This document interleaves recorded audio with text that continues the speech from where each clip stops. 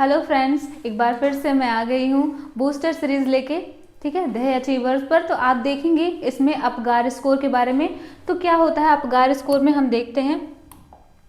Apgar score जो होता है ये बेसिकली जो होता है हमारा क्विक असेसमेंट करने के लिए किया जाता है न्यूबॉर्न का। उसका कंडीशन देखने के लिए किया जाता है कि वो न्यू इन्वायरमेंट में कैसे खुद को एडजस्ट कर पा रहा है। ठीक है, तो हम देख रहे हैं अपगार स्कोर में क्या क्या होता है आगे। अपगार स्कोर, ठीक है, ओरिजिन एंड पर्पस हम देखेंगे, टाइम ऑफ चेक देखेंगे, अपगार कंपोनेंट्स क्या क्या इसमें चेक किया जाता है ये देखेंगे, स्कोरिंग स्केल एंड इंटरप्रिटेशन कैसे किया जाता है अपगार में हम ये देखेंगे। ठीक है, सबसे पहले हम देखते हैं ओरिजिन, इसका कुछ हिस्ट्री देखते हैं इसका, इसमें कैसे जो होता है अपगार स्कोर किसने दिया और कैसे आया। ठीक है, तो इसको दिया था हमारे वर्जीनिया अपगार ने अपगार स्कोर को, और कितने में दिया था 1952 में दिया था। फंक्शन क्या है इसका, indicates condition of newborn and adjustment to outside environment. कैसे जो होता है एक न्यूबॉर्न जब वो बर्थ लेता है तो कैसे वो इन्वायरमेंट के साथ अपने आप को कोऑर्डिनेट करता है और बैलेंस करता है। ठीक, तो आगे हम देखते हैं इसमें टाइमिंग ऑफ चेक। तो कब कब जो होता है अपगार स्कोर का यूज किया जाता है बेबी का कंडीशन चेक करने के लिए। तो दो टाइम पे इसको चेक किया जाता है। पहला 1 मिनट में, ठीक है, 1 मिनट में न्यूबॉर्न का असेसमेंट, और दूसरा होता है 5 मिनट में। तो सबसे ज़्यादा जो रिलायबल होता है मोस्ट, वो हमारा 5 मिनट वाला टेस्ट होता है। ठीक है, इफ सीवियरिटी नोटेड, अगर कोई सीवियरिटी नोट होती है, ठीक, लाइक डिस्ट्रेस की कोई भी सिम्टम्स में नोट होती है, ठीक है, तो 10 मिनट्स वाला, ठीक है, लेस देन 10 मिनट्स में अगर कोई डिस्ट्रेस के सिम्टम्स में जो होते हैं नोट किए जाते हैं तो फिर उसके अकॉर्डिंग जो होता है उसका मैनेजमेंट किया जाता है। ठीक, तो कौन कौन से कंपोनेंट है इसमें, तो अपगार जैसा कि नाम है, ठीक है, अपगार नाम के अकॉर्डिंग जो होता है इस पे सारे जितने भी स्पेलिंग्स है उसके अकॉर्डिंग इसके कंपोनेंट के नाम है। तो सबसे पहला ए फॉर हमारा क्या है, एक्टिविटी। ठीक है, एक्टिविटी में हमारा मसल टोन देखा जाता है। पी फॉर क्या है, पल्स, पल्स देखा जाता है कि बच्चे का पल्स रेट कैसा है। जी फॉर ग्राइमस, ग्राइमस में क्या देखा जाता है, reflex and irritability. And A for appearance, appearance में वो कैसा है, उसका कलर देखा जाता है पिंक है या फिर जो होता है बिल्कुल भी ब्लूइश है, ये देखा जाता है। आर फॉर रेस्पायरेटरी एफर्ट देखा जाता है, रेस्पायरेटरी रेट नहीं बल्कि रेस्पायरेटरी एफर्ट देखा जाता है। तो फिर ये क्या है, इसका कंपोनेंट है। आगे हम इसका अच्छे से टेबल में समझते हैं। कंपोनेंट सबसे पहला ए फॉर, इसमें दिया गया है अपीयरेंस। ठीक है, अपीयरेंस में क्या है कि बेबी का कलर, ठीक है, अगर बेबी देखने में ब्लू हुआ, ठीक है, ब्लू हुआ मतलब क्या है कि उसमें ऑक्सीजन ठीक से नहीं जा रहा है, बेबी साइनोज्ड है पूरी तरीके से, ठीक है, ब्लू है पेल है, तो उसका स्कोर क्या होगा, वो 0 जाएगा।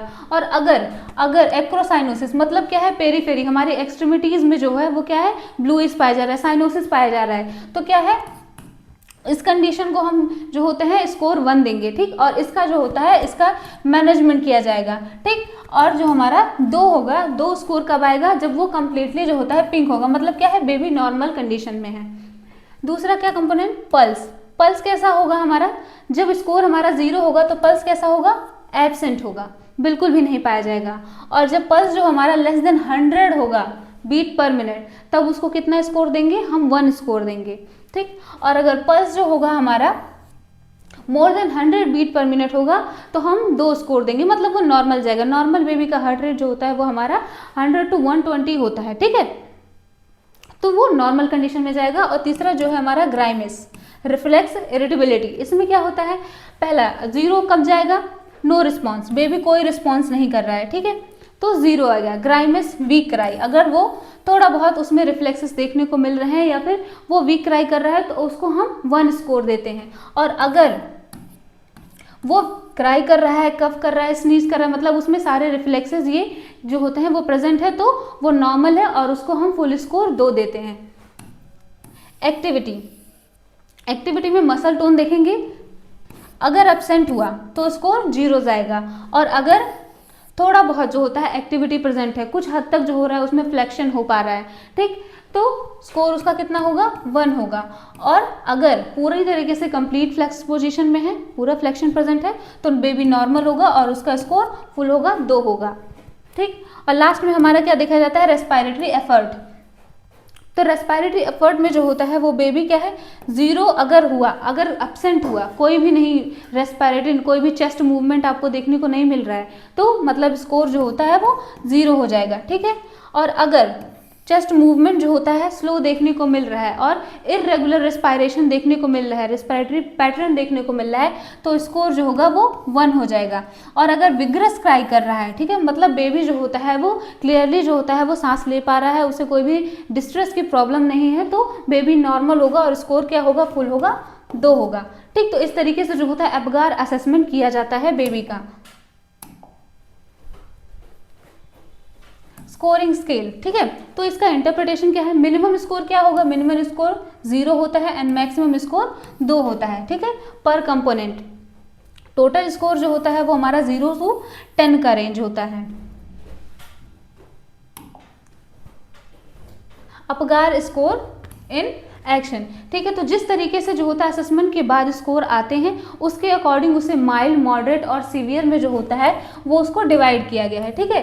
तो 0 से 3 तक का अगर स्कोर आ रहा है तो उसको हम जो होते हैं उसको हम क्या बोलते हैं, सीवियर डिस्ट्रेस बोलते हैं, क्योंकि यहाँ पर मिनिमम स्कोर जो हो रहा है वो जो होता है अब नॉर्मल बताया जा रहा है। और अगर स्कोर जो होता है 4 to 7 आ रहा है तो वो कैसा डिस्ट्रेस होगा, मॉडरेट लेवल का डिस्ट्रेस बताएगा। और स्कोर अगर 8 से 10 आ रहा है तो वो नॉर्मल को इंडिकेट करता है, ठीक।